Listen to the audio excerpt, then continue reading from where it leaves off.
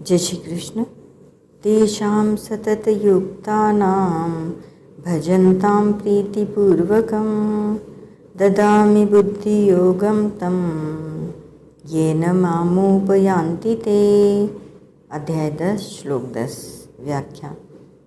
भगवन्निष्ठ भक्त भगवान को छोड़कर न तो समता चाहते हैं, न तत्वज्ञान चाहते हैं, तथा न तो और ही कुछ चाहते हैं। उनका तो एक ही काम है, हरदम भगवान में लगे रहना।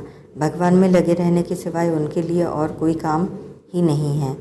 अब सारा का सारा काम, सारी जिम्मेवारी भगवान की ही है, अर्थात उन भक्तों से जो कुछ कराना है, उनको जो कुछ देना है आदि सब काम भगवान का ही रह जाता है। इसलिए भगवान यहाँ 2 श्लोकों में उन भक्तों को समता और तत्व ज्ञान देने की बात कर रहे हैं। तेषाम सतत युक्ता नाम, 9वें श्लोक के अनुसार जो भगवान में ही चित्त और प्राण वाले हैं, भगवान के गुण, प्रभाव, लीला, रहस्य आदि को आपस में एक दूसरे को जनाते हुए तथा भगवान के नाम गुणों का कथन करते हुए नित्य निरंतर भगवान में ही संतुष्ट रहते हैं और भगवान में ही प्रेम करते हैं, ऐसे नित्य निरंतर भगवान में लगे हुए भक्तों के लिए यहाँ सतत युक्ता नाम पद आया है। भजताम प्रीतिपूर्वकम, वे भक्त न ज्ञान चाहते हैं न वैराग्य। जब वे परमार्थिक ज्ञान वैराग्य भी नहीं आदि भी नहीं चाहते तो फिर सांसारिक भोग तथा अष्ट सिद्धि एवं नवनिधि चाह भी कैसे सकते हैं। उनकी दृष्टि इन वस्तुओं की तरफ जाती ही नहीं। उनके हृदय में सिद्धि आदि का कोई आदर नहीं होता, कोई मूल्य नहीं होता। वे तो केवल भगवान को अपना मानते हुए प्रेम पूर्वक स्वाभाविक ही भगवान के भजन में लगे रहते हैं। उनका किसी भी वस्तु, व्यक्ति आदि से किसी तरह का कोई संबंध नहीं रहता। उनका भजन भक्ति यही है कि हरदम भगवान में लगे रहना है, भगवान की प्रीति में, और इतने मस्त रहते हैं कि इनके भीतर स्वप्न में भी भगवान के सिवाय अन्य किसी की इच्छा जागृत नहीं होती। ददामि बुद्धि योगम तम, किसी वस्तु, व्यक्ति, घटना, परिस्थिति आदि के संयोग वियोग से अंतःकरण में कोई महत्व न हो, अर्थात संसार के पदार्थ मिले या न मिले, नफ़ा हो या नुकसान हो, आदर हो या निरादर हो, स्तुति हो या निंदा हो, स्वास्थ्य ठीक रहे या न रहे आदि तरह तरह की और एक दूसरे से विरुद्ध विभिन्न परिस्थितियां आने पर भी उनमें एक रूप सम रह सके, ऐसा बुद्धि योग अर्थात समता मैं उन भक्तों को दे देता हूँ। ददामी का तात्पर्य है कि वे बुद्धि योग को अपना नहीं मानते, प्रत्युत भगवान का दिया हुआ ही मानते हैं। इसीलिए बुद्धि योग को लेकर उनको अपने में कोई विशेषता नहीं मालूम देती।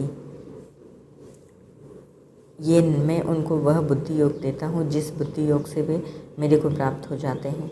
मामुपयान्ति ते, जब वे भगवान में ही चित्त और प्राण वाले हो गए हैं और भगवान में ही संतुष्ट रहते हैं तथा भगवान में ही प्रेम करते हैं, तो उनके लिए अब भगवान को प्राप्त होना क्या बाकी रहा, जिससे कि भगवान को यह कहना पड़ रहा है कि वे मेरे को प्राप्त हो जाते हैं। मेरे को प्राप्त हो जाने का तात्पर्य है कि वे प्रेमी भक्त अपने में जो कमी मानते हैं वह कमी उनमें नहीं रहती, अर्थात उन्हें पूर्णता का अनुभव हो जाता है।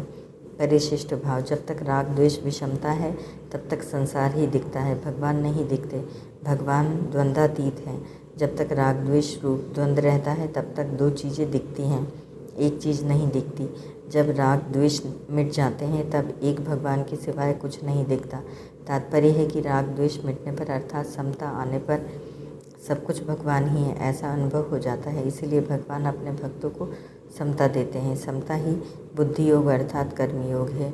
समत्वम योग उच्यते, गीता 2:48। गीता में कर्मयोग को बुद्धि योग नाम से कहा गया है।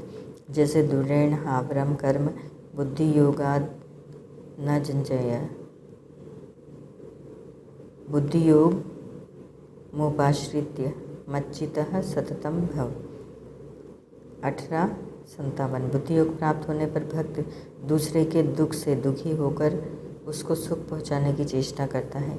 एक चिंतन करते हैं, एक चिंतन होता है। जो चिंतन भजन करते हैं वह नकली कृत्रिम होता है और जो स्वतः होता है वह असली होता है।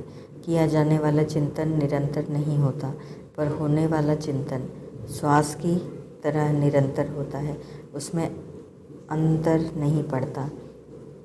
सतत युक्ता नाम, शरीर में प्रियता आसक्ति होने से भगवान का चिंतन करना पड़ता है और शरीर का चिंतन स्वतः होता है, परंतु भगवान में प्रीता अपनापन होने से भजन करना नहीं पड़ता। मृत्यु स्वतः होता है और छूटता भी नहीं। इसलिए यहाँ प्रेम पूर्वक भजन करने की बात आई है। भजताम प्रीतिपूर्वकम। ओम तत्सत।